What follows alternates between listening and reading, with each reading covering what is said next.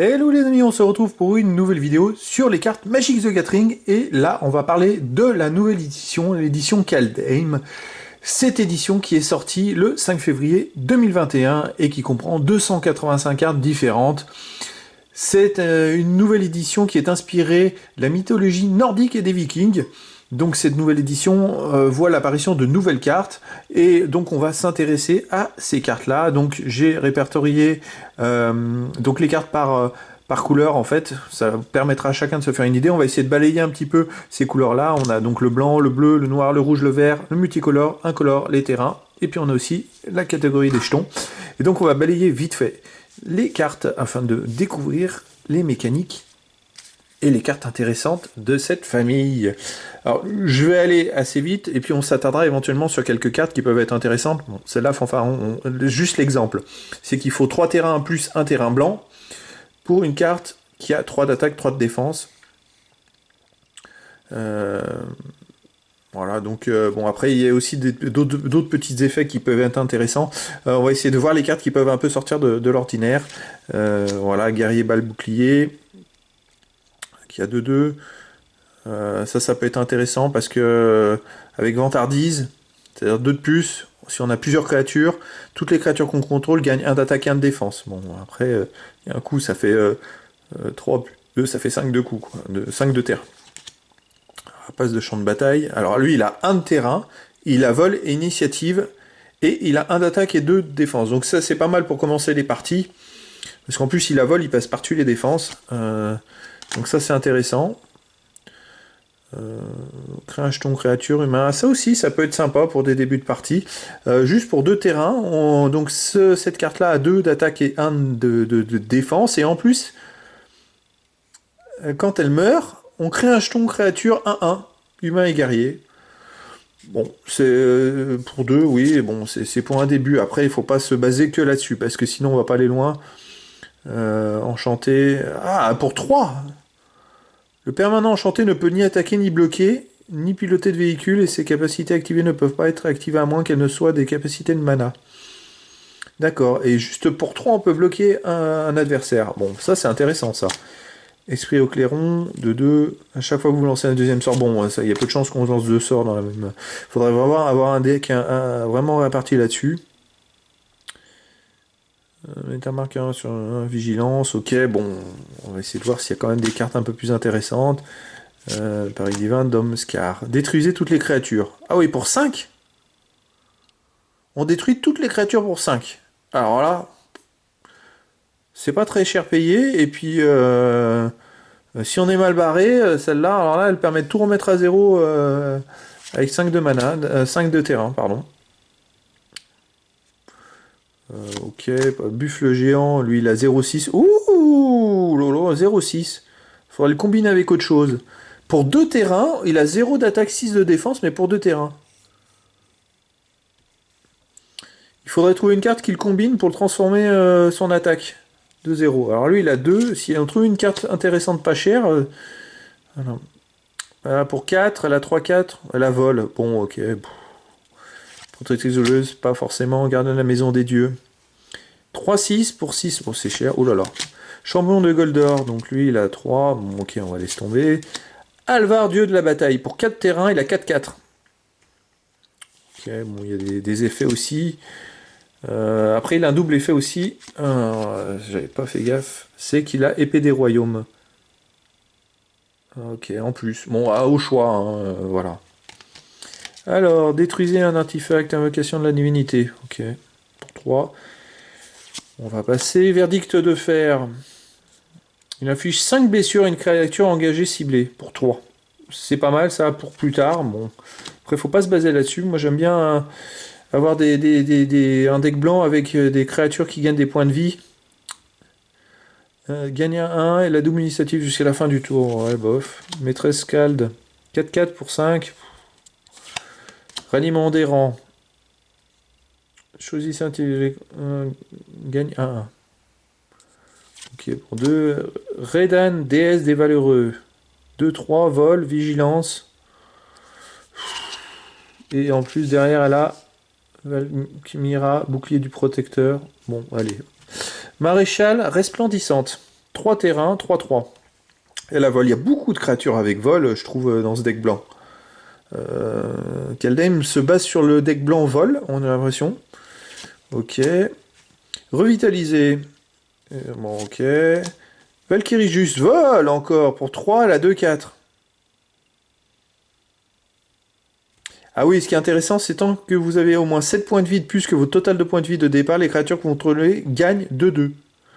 Ah oui, comparé à, je sais plus, c'était la créature qui avait vol et qui avait plus de 2, uniquement celle-ci. Là, c'est toutes les créatures. Donc ça peut être intéressant. Bon, après, il faut arriver à trouver des cartes pour gagner 7 points de vie de plus. Bon. Allez, enchanté pour 2. Pocher une carte. Ok, bon, les championnes de Fortune. 2-3. Créature nain et guerrier, bon. Allez, hop. À la recherche de la gloire.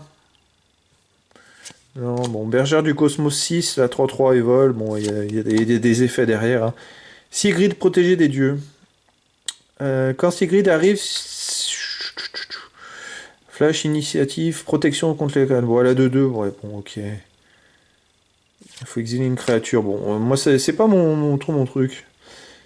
Enchanté, la créature gagne 2-2. Pour 2. Ouais, bof. On a d'autres possibilités avec des points de vie de gagner, d'augmenter des créatures blanches. Elle a vol, elle aussi, mais en fait, il n'y a que des trucs vol. Créature. J'espère que tous les decks ne sont pas comme ça. Allez hop, vol, coursier de Starheim. Pour 3, 2-2. Ok. Starheim, déchaîné. Crée un jeton. Créature 4-4 blanc, changez guerrier avec le vol et la vigilance. Si ce sort a été prédit, créez X de ces jetons à la place. Ah ouais. Donc ça, c'est une combinaison avec d'autres cartes, hein, pour arriver à créer plein de jetons 4-4. Et lui, il a lien de vie. Donc c'est-à-dire qu'à chaque fois que vous attaquez, vous gagnez des points de vie. Bon, ok. Bon, 2-2-2, ok.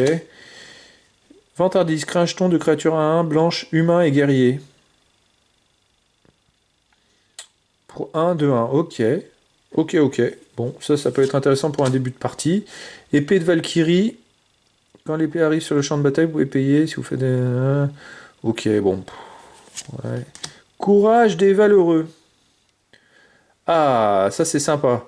Donc ça, on peut enchanter une créature. Et quand, donc pour un terrain blanc.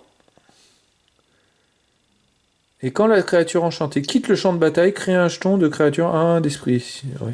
Il n'y a plus les trucs avec les +1/+1 à chaque fois qu'on gagne un point de vie. Là, souffle de la corne de guerre, 4... oh, 5 terrains, ça fait cher. Ouais, bon, bof. Aile du cosmos, gagne 1-3, et acquiert le vol jusqu'à la fin du tour. Dégagez là. Ouais, c'est vraiment... ça sert à rien ça, parce que quand vous allez tomber sur des super decks, où vous arrivez au 7ème tour ou 8ème tour, je crois que le +1/+3 pour un tour, ça sert strictement à rien. Et je crois que là, en plus, elle acquiert le vol, mais on a quasiment que des créatures qui ont vol dans le blanc.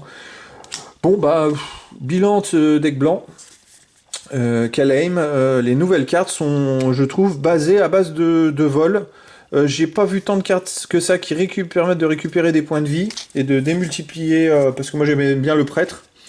Le pote qui gagne à chaque fois qu'il y a des points de vie, il gagne +1/+1. Enfin, j'aime bien ce genre de cartes là. J'aurais pas trop plaisir à jouer avec le deck blanc. Il y a beaucoup de créatures vol. Bon, bah on va maintenant aller voir un petit peu le deck bleu. Voir ce qu'il y a. Qu'est-ce qu'on a ici? Alrond, dieu du cosmos. Donc lui il est 5. Il gagne 1 d'attaque, 1 de défense pour chaque carte dans votre main. Effectivement, au début du jeu, on peut se retrouver avec cette carte, il aurait 7-7. Mais bon, il coûte quand même 5 à mettre. Hein. Donc, ouais, c'est-à-dire qu'on peut le mettre au 5ème tour, mais au 5ème tour, on n'aura pas forcément cette carte. Ok, bon, ok, je sais pas, à voir. Et créature légendaire, ok, bon. Révélation d'Alrond. Créer 2 jetons de créature 1-1. Bleu, oiseau avec le vol. Jouer un tour supplémentaire après celui-ci. Exiler la révélation d'Alrond. Pour 7.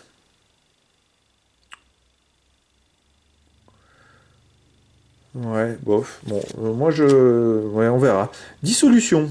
Contrecarrer un sort. Bon, voilà, pour 1, on peut contrecarrer un sort. Donc les sorts blancs qu'on a vus qui permettent de bloquer une créature, là on peut le... avec dissolution 1, juste 1 de terrain. Pour contrecarrer un sort. Bon. Esprit ascendant. Devient un esprit guerrier avec une force et une endurance de base de 2-3. Qu'est-ce que... Moi, j'aime pas trop jouer avec les decks bleus, en fait. Et je comprends pourquoi. Corbeau de l'augure. Pour 4, 3-3, il la vole. Ouais, bah, à ce moment-là, autant aller piocher du blanc. Les créatures blanches ont beaucoup de créatures qu'on vole, en fait. Terrain neigeux ciblé que vous contrôlez devient une créature 4-4. Pour 2, il a un 3. Ah, ok. Ok. Bon, j'ai l'impression que cette combinaison peut être intéressante. Contempler le multivers. Bon, allez, ça, c'est des sorts. Enjambeur de Berg. 4, 5. Il faut 5 terrains. Et lui, il a 4-4. Ouais, bof. Allez, hop, on va passer. Entraver le monstre. Un terrain, encore une créature. Enchanté. Ok. Intrus du tumulus des embruns. Lui, 1-2. Flash. Ah, ça, c'est pas mal. Parce qu'il coûte que 1. Et en fait, il y a un adversaire qui gagne -2, -0 jusqu'à la fin du tour. Donc effectivement, on peut le mettre. Et puis après, on peut réduire les capacités d'attaque d'un adversaire pour battre une créature adverse. Lui, il a 2-4 pour 3. Ouais, ouais, ok. Et qu'est-ce qu'il a? Ah, il a un terrain derrière. Artefact, non, un artefact légendaire véhicule. L'Oracarve. 3-3. Chaque fois qu'un véhicule que vous contrôlez inflige des blessures de combat à un joueur... Oui, bon, bah ok, faut faire des combinaisons. Ça me plaît pas trop. Flash et vol, batailleur du cosmos, 3-3. Bon, allez, hop. 4 de terrain. Lui, 7. Coûte 7 terrain. Un vocateur de cyclone. Et il a 7-7 pour 7 terrains. Bon, c'est une carte qui est plutôt forte, celle-là. Intéressant. Mais il faut arriver jusqu'à 7 terrains. Je pense qu'on peut avoir des cartes beaucoup plus fortes par des combinaisons. Elle ne nous servira pas à grand-chose. Ouais, ok. Botte dédaigneuse. Oh, ça m'intéresse pas au voleur de pensée. Quand le voleur arrive pour 3-3-2. En fait, les cartes sont pas très fortes, je trouve. Après, il faut combiner avec des sorts. Et puis autre chose. Ouais, ok. Yeti de Gelmont, 4. Oh là là. Arcanis du bûcher de gel, 2-5. Pour 5. Je pense que c'est des cartes que... Enfin, je sais pas, moi, je sais pas, parce que si on prend un deck rouge, je sais pas les cartes rouges, qu'est-ce qu'il va y avoir. Un deck rouge agressif ou du vol blanc, qu'est-ce qu'on peut faire avec ces cartes-là? On se fait défoncer? Enfin, je sais pas. Amulette du géant. Bon, ça m'intéresse pas non plus. Rituel aperçu du cosmos. Sapiens sculpté, 5. Ok, bon. Regarde, alors il y a peut-être effectivement des effets. Piocher 3 cartes. Ah oui, on pioche 3 cartes, mais bon, c'est faut voir les cartes qu'on va piocher aussi. Pilier, prison de glace. Bon. Ouais, je suis pas emballé. Kraken brise-glace. Alors lui, il a 12, carrément 12 terrains. Et 8-8.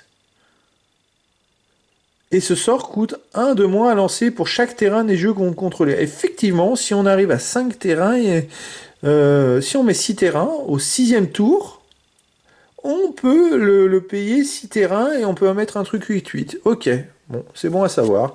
Ok, ça c'est une carte intéressante. Hein. Voilà, je reconnais. Un gars, œil de rune. Regard de 3. Ouais, 4-3, c'est Carfell, ok. Chercheur de sang pour 4, 2-4. Je regarde même pas les effets parce que Flash, enchanter une créature, elle gagne 3. Ouais, ok. Change l'un, 1-1 jusqu'à la fin du tour, 1-4 pour 3. Reflet mystique, 2. Qu'une créature, au moins une créature. Il arrive comme des copies de la créature choisie. Ah, ça c'est intéressant. Donc on choisit une créature non légendaire ciblée. La prochaine fois qu'au moins une créature ou un Planeswalker arrive sur le champ de bataille, ce tour-ci, il arrive comme des copies de la créature choisie. Donc si on est... effectivement, c'est pas l'embarras du choix qui ça manque. Une créature faible, on désigne cette créature faible, et comme ça, quand l'adversaire va mettre une créature sur le terrain de bataille, ça va la transformer en la créature faible qu'on aura désignée. Ouais, ok. Au revoir le tout forme. Ouais, ouais, bon, on va passer. Faucon chapardeur, vol, 1-2, ouais, bon, là, c'est même pas la peine contre les cartes blanches. Ferme du corbeau, laisse tomber. Reflet de... laisse tomber. Choix forcé, laisse tomber. Alors, effectivement, il y a beaucoup d'effets qui coûtent pas très cher en termes de terrain, mais il faut quand même qu'on puisse poser aussi des cartes sur le tapis pour pouvoir battre l'adversaire. Contrecarrer un sorcier. Ouais, ok, bah on va contrecarrer les sorts. Et si l'adversaire il pose que des cartes sans sort, on fait quoi? Ok, et envahisseur sous-marin. 5-6, flash. il arrive engagé directement. Pour 6, 5-6. C'est-à-dire qu'il a même moins de vie moins d'attaque que le nombre de coups de terrain. Ok, bon alors, je suis pas trop emballé. Alors le deck blanc basé sur du vol, le deck bleu, beaucoup de sorts en faible coût. Et c'est pas forcément intéressant, enfin, et amusant à jouer parce que je trouve qu'il n'y a pas tellement de cartes qu'on peut jouer qui sont intéressantes. Il y avait des cartes avec des faibles coups, mais il y en a très peu. Et puis après, c'est des cartes avec des coups à 7 ou 8 terrains. Pour arriver jusque-là, il faudra avoir assez de sorts pour contrecarrer l'attaque adverse. Je sais pas, ça me paraît vraiment faible. Compliqué, il faut voir avec les combinaisons. Le deck noir. Détruisez toutes les créatures, détruisez toutes les Planeswalkers pour 6. Alors, on avait la même carte pour 5 en blanc, et là pour noir pour 6. Ok. Berserker Ciel de Sang. Chaque fois que vous lancez votre deuxième sort, à chaque tour, mettez 2 marqueurs à 1. Ah, il faut lancer 2 sorts. Ah oui, ok. Compliqué. Démon Rune Brûlante. Lui, il a 6-6, il a vol, et avec 6 terrains. Déjà, c'est une créature qui est quand même super intéressante. Ok, on continue. Peur Paralysante. Lui, il a 4. Les créatures, c'est un sort. Berserker du Glace. 2-2. Crée un jeton. Ah oui, par contre, il faut voir si on peut le combiner avec autre chose. Parce qu'après, quand il meurt, si on a au moins égal à 3, sa force, là, elle est fait que 2-2. Mais si elle est supérieure ou égale à 3, on peut créer un jeton quand il meurt. 2-2. Un jeton 2-2. Ça a combiné avec autre chose, bien sûr. Là, ça peut être intéressant parce qu'il coûte que 2. Cadeau démoniaque. Jusqu'à la fin du tour, une créature ciblée. Voilà. Ça sert à rien, ça. Allez, poursuite acharnée. 4. Au début de votre étape de fin, chaque adversaire perd un point de vie et vous gagnez un point de vie. D'accord. Poursuite acharnée, ça peut être intéressant. Ça peut être sympa à jouer si on a pas mal de créatures de défense ou pas mal de choix de défense, hein, parce que ça va petit feu, ça va éteindre l'adversaire. Nécromancien d'ogre. Ouais, pour 4, il a 4-4. Bon, ça c'est plutôt puissant. Recruteur d'ogre. 3-3 pour 4. On continue. Aume du Dogre. Quand un champ de bataille, vous pouvez payer 2. Pas intéressant. Cavalier de l'effroi. Pour 6, il a 3-7. Ouais, il a pas mal de points de vie. Il en a 7, mais que 3 d'attaque. Bon, ok, à voir. Onirovore 2. Et lui, il a 0-3. Carte. Chaque carte non-terrain dans votre main sous la main, son coût de prédiction est égal à son coût de mana réduit de 2. Ok. Chaque fois que vous prédisez une carte, Nirovore gagne 2-0 jusqu'à la fin du tour. Ah, c'est pour ça qu'il a 0. Ok, il faut arriver à le combiner pour avoir 2-3. Un adversaire ciblé pour vente indice. Porteur du crépuscule 1-2. Ça, c'est sympa à jouer au départ. Parce que déjà, il a 1-2 et il a un coup que de 1 terrain. Et un adversaire ciblé avec vente indice 1. Perd un point de vie, vous gagnez un point de vie. Ah oui, on peut activer cette capacité que si une créature attaquer ce tour-ci qu'une seule fois par tour. Ah, ok, d'accord. Mais bon, ça peut être, en combinant avec une autre créature, ça peut être un contact mortel. Alors là, celui-là, il est pas mal du tout. Au début de votre entretien, exilez 2 cartes depuis votre cimetière. Si vous ne pas le faire, sacrifiez Egon et piochez une carte. Ah oui, ok. Ok, alors on peut la jouer que si on a exilé 2 cartes. D'accord. Ok, par contre, pour 3 terrains, il a 6-6. Donc c'est intéressant. Et de l'autre côté, c'est Trône de la Mort. Artefact légendaire. Ok.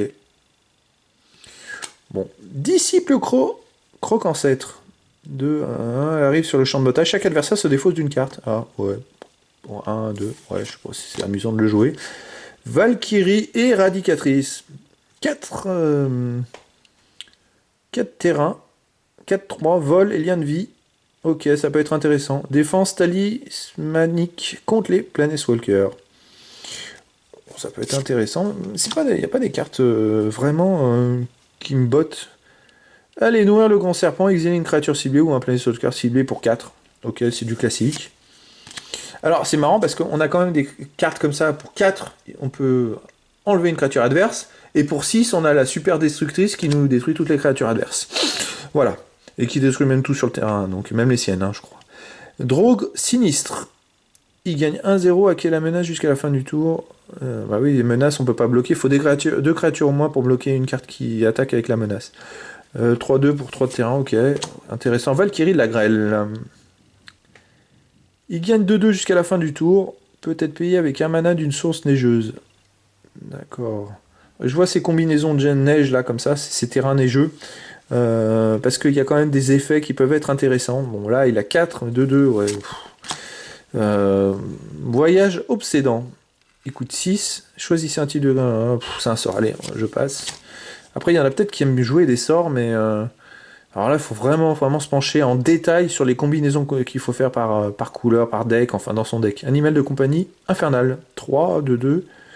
Que vous lancez votre deuxième sort, mettez un marqueur 1. Ah ouais, bon, ça évite les trucs qui sont immédiats. Faut vraiment lancer 2 sorts. Moi, j'ai été habitué à jouer en ligne avec beaucoup de jeux de deck où je lançais un sort, où je fais une action et tout de suite j'avais un point de vie, un point. Là, j'ai un peu limité ça.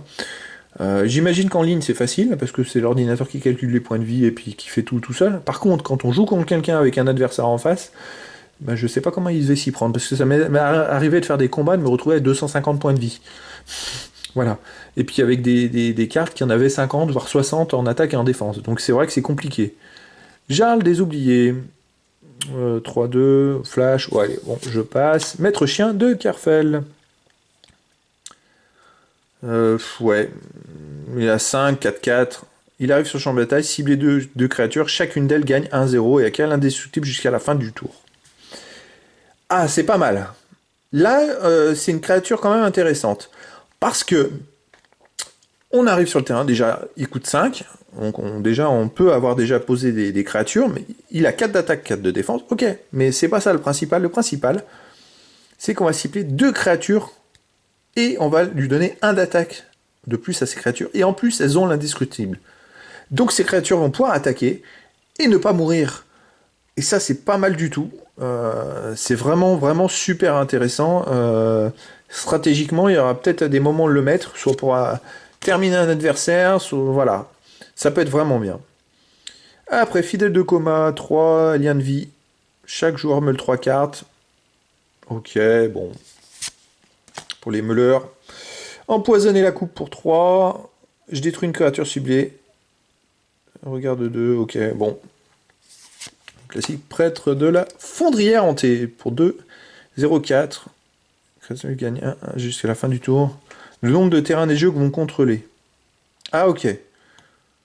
Bon, faut voir les terrains. Il va falloir se pencher sur ces terrains des jeux. Ressusciter les drogres. Renvoyer une carte de créature ciblée depuis votre cimetière dans votre main. Ok, bon. Il y a quand même beaucoup de sorts. Je trouve qu'ils ont vraiment basé tout sur les sorts. Sur ces 3 decks. À part le deck blanc qui a quand même beaucoup de créatures vol. Mais alors, je sais pas comment s'en sortir pour l'instant. Pour moi, de ce que je vois, les créatures vol vont être imbloquables. Parce qu'il y a très peu de créatures bleues, mais il doit y avoir... puis là, alors là, le noir, à moins d'avoir une flopée de sorts. Oui, ça va être compliqué. Va falloir voir toutes les mécaniques précisément. Alors, lever de l'effroyable armée de Marne. Pour 3 terrains, il est créé X jetons de créatures de 2 noirs, zombies et berserk, c'est étant le nombre de créatures non jetons qui sont mortes ce tour-ci. Ah, effectivement, donc ça veut dire que il faut d'abord attaquer. Et comment on peut savoir le nombre de tours qui sont mortes? Ah ouais, non mais c'est... je dirais que ça, on le met si on veut terminer un adversaire, et qu'on a en face un adversaire qui a beaucoup de créatures, qu'on a beaucoup de créatures, qu'on sait qu'on va en avoir qui vont mourir, on met cette carte. Ça nous permet d'attaquer avec sûreté, parce qu'on se dit que pour chaque créature qui va mourir, il y a une créature de 2 noirs qui va arriver et qui va nous défendre. Donc, ok, ça peut être intéressant. Carte intéressante. Rune de mortalité. On va piocher une carte. Ok, bon, je vais passer ça. Vengeresse de Skemfar. 2. Il a 3-1. Chaque fois qu'un autre elfe ou berserk un jeton que vous contrôlez meurt, vous piochez une carte et vous perdez un point de vie. Ouais, super. Bon, c'est pas terrible. Ombre sage de Skemfar. 4 de terrain. Il a 2-5.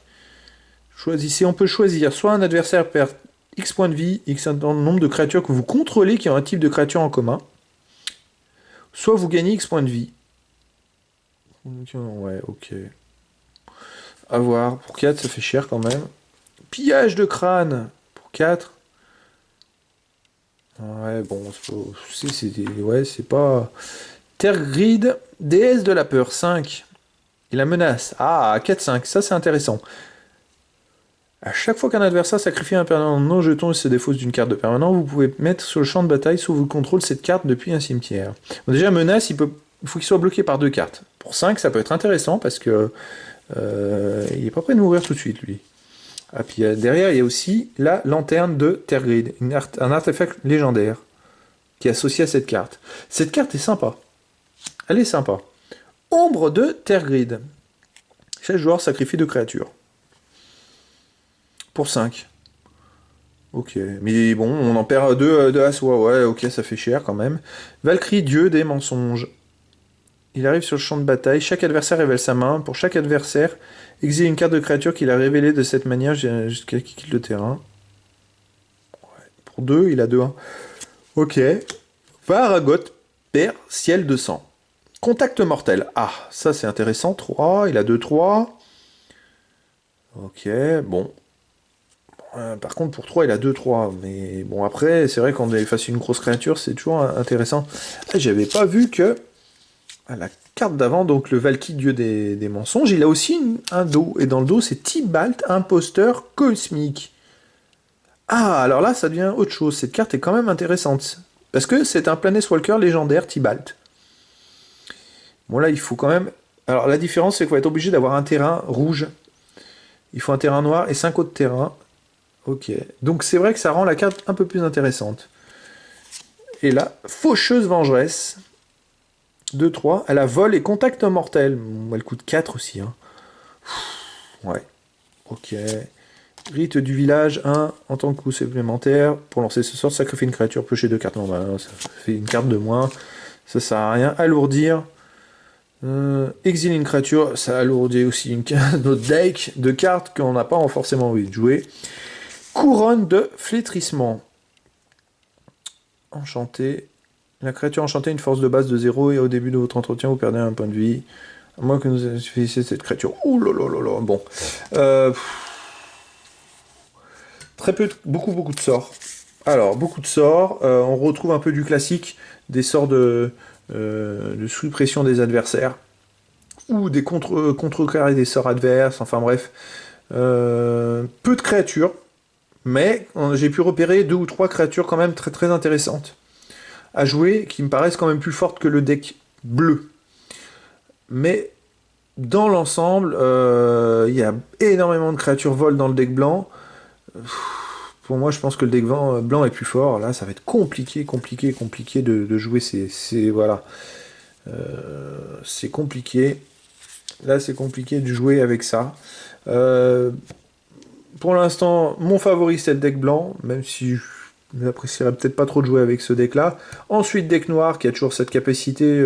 Après, pour ceux qui aiment bien les sorts, les choses comme ça peut être intéressant. Le deck bleu, après, derrière.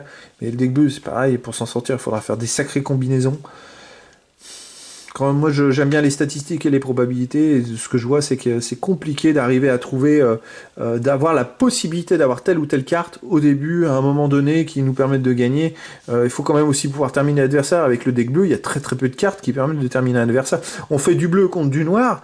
Les grosses cartes, il y en a 2 ou 3. On imagine, on a 8 cartes qu'on amène comme ça. Peut-être pas 8, parce que ça ferait beaucoup sur le deck si on a un deck de 60 cartes.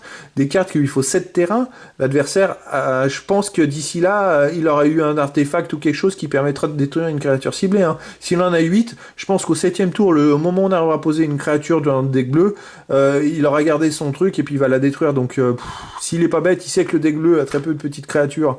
Il va garder ses cartes de destruction des créatures jusqu'au moment pour les jouer correctement. Donc bon, pour moi, il y a le deck blanc qui peut être pas mal et agressif. Et puis après, c'est compliqué. Le reste va être compliqué. Voilà. Je vais arrêter la vidéo sur le deck noir. Alors là, cette vidéo, ça permet d'analyser vite fait, on va dire, parce que on a fait un petit tour des cartes. Les cartes blanches, les cartes bleues et les cartes noires de l'édition Kaldheim. Et dans une prochaine vidéo, je ferai les cartes rouges, les cartes vertes, et puis à la fin, on ira faire un petit tour sur les multicolores, les incolores, les terrains, et puis bon, les jetons, on va survoler tout ça. On pensera plus sur le vert et le rouge et le vert, et puis voir si on a peut-être dans le multicolore des cartes intéressantes, je sais pas.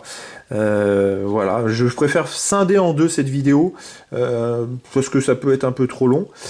Voilà, les amis, je vous dis à très bientôt pour une nouvelle vidéo.